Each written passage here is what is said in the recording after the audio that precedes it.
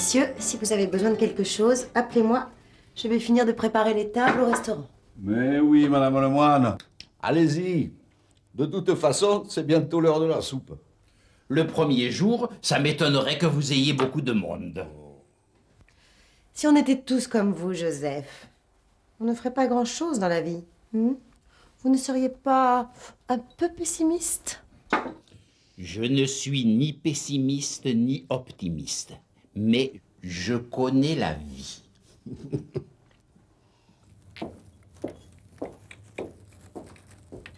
On devrait mettre un peu de musique, non? Non, pas le jour de l'ouverture. Il y a des gens qui n'aiment pas ça. Pour café, tu sais ce qu'on pourrait faire pour attirer du monde? Une grande soirée où on inviterait tout le village. J'ai eu la même idée, figure-toi. Mais il faut qu'on y aille doucement. Les gens ont leurs habitudes, et puis si on avait beaucoup de monde à la fois au café et au restaurant, il faudrait qu'on embauche quelqu'un. Et pour l'instant... Je pourrais peut-être vous aider davantage. Pas question. Tu as le bac à la fin de l'année. Et si tu le ratais, on ne serait vraiment pas contents, ton père et moi. T'inquiète pas, maman, je l'aurai. En tout cas, j'ai plein d'idées pour faire des soirées sympas. Pour ça, je te fais confiance. D'ailleurs, tu serais très bien responsable de communication.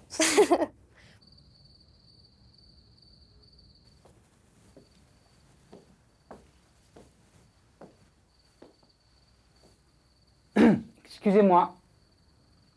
Vous n'êtes peut-être pas encore ouvert? Ah, mais si, nous vous attendions. Vous m'attendiez? Mais j'ai pas réservé. Ah non, enfin, je veux dire, un client est toujours attendu et bienvenu. Je vous laisse choisir votre place. Vous avez une préférence? Là-bas, ce sera très bien. Oui.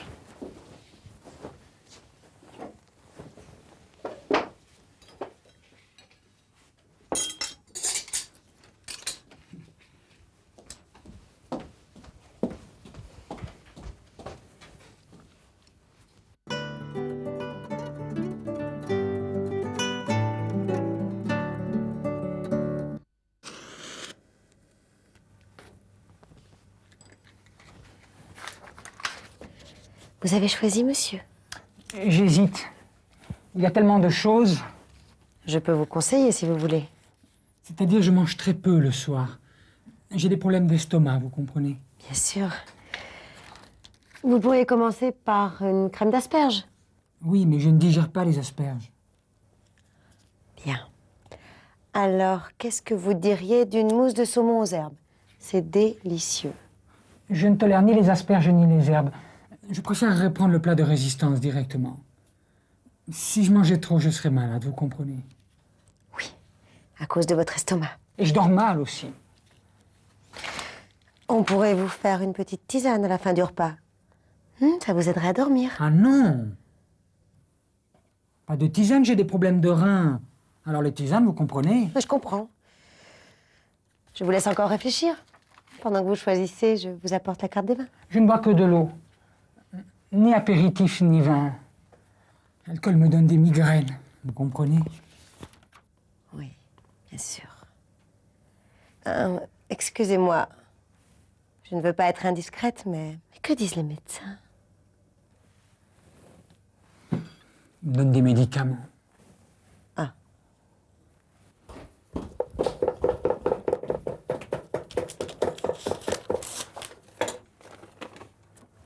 Steak grillé haricots verts. Ni entrée, ni fromage, ni dessert. Pas de pain et de l'eau. Ce n'est pas à toi qui avais peur que ma cuisine soit trop riche? Ah, le steak, bien cuit. J'espère que la viande vous a plu. Peut-être un peu trop de beurre, mais cuite à point. Merci. J'espère que nous aurons le plaisir de vous revoir. Certainement. J'aime beaucoup cet endroit. C'est très calme. Ce n'est pas comme avec l'ancien propriétaire. J'y suis venu une fois. Il y avait un monde. Et moi, le monde, je ne supporte pas. J'ai les nerfs fragiles, vous comprenez. Maintenant, c'est parfait.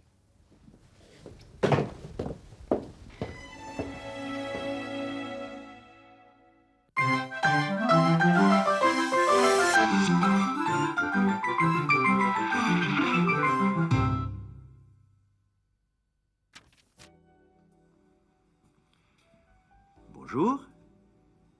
Nous allons parler aujourd'hui des emplois du conditionnel présent. Le conditionnel présent permet de rendre les faits moins directs. On l'utilise premièrement par politesse. Alors, qu'est-ce que vous diriez d'une mousse de saumon aux herbes? Je préférerais prendre le plat de résistance directement.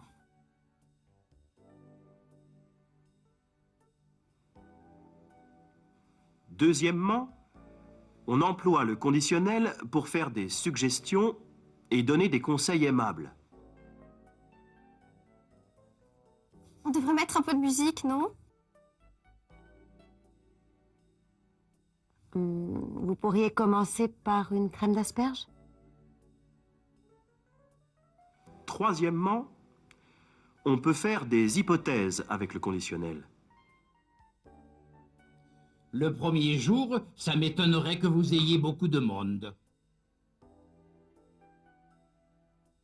D'ailleurs, tu serais très bien en responsable de communication. Quatrièmement, on utilise le conditionnel pour exprimer une conséquence hypothétique. Si je mangeais trop, je serais malade, vous comprenez? Et si tu le ratais, on ne serait vraiment pas contents, ton père et moi.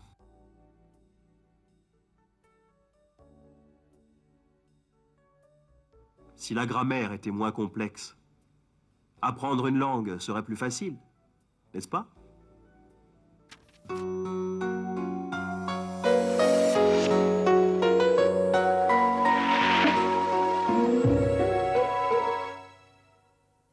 On devrait mettre un peu de musique, non?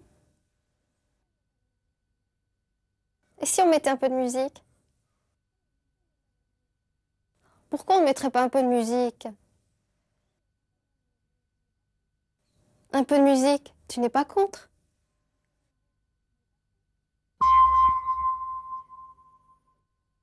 Excusez-moi, vous n'êtes peut-être pas encore ouvert? Mais si, Vous servez à partir de quelle heure? à partir de 20h. Vous avez encore des tables de libre? Je regrette, monsieur, tout est réservé. Il vous reste de la place? Non, pas pour l'instant. Il y a une demi-heure d'attente.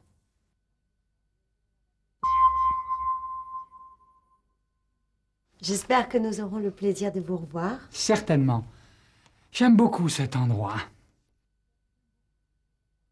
J'espère que ça vous a plu et que nous vous reverrons. Oui, ça m'a beaucoup plu. Nous serons toujours heureux de vous revoir. Je reviendrai avec plaisir. Vous serez toujours le bienvenu. Et moi, je serai toujours heureux de revenir.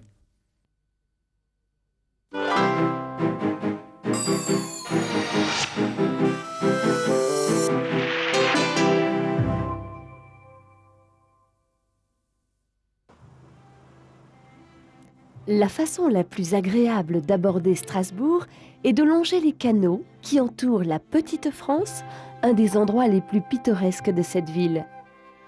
Ces maisons à colombages étaient celles de pêcheurs, de meuniers et de tanneurs au XVIIe siècle. Aujourd'hui, les rues pavées de la Petite France sont réservées aux piétons et aux cyclistes. Très soucieuse des problèmes de pollution, Strasbourg s'est dotée d'un tramway ultramoderne et non polluant.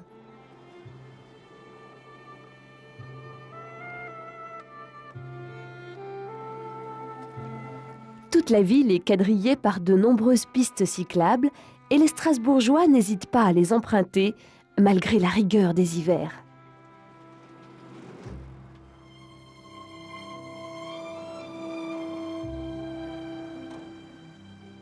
L'École nationale d'administration, l'ENA, et le Centre d'études européennes sont réunis dans ces bâtiments.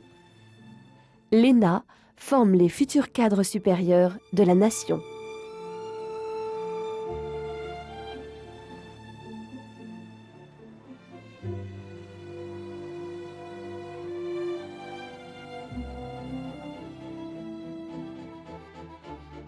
Strasbourg est le siège du Conseil de l'Europe qui comprend le Comité des ministres, l'Assemblée consultative et le secrétariat international. Le Palais de l'Europe abrite les sessions du Parlement européen. Au bord de l'île siège la Cour européenne des droits de l'homme dans les nouveaux bâtiments inaugurés le 3 novembre 1998.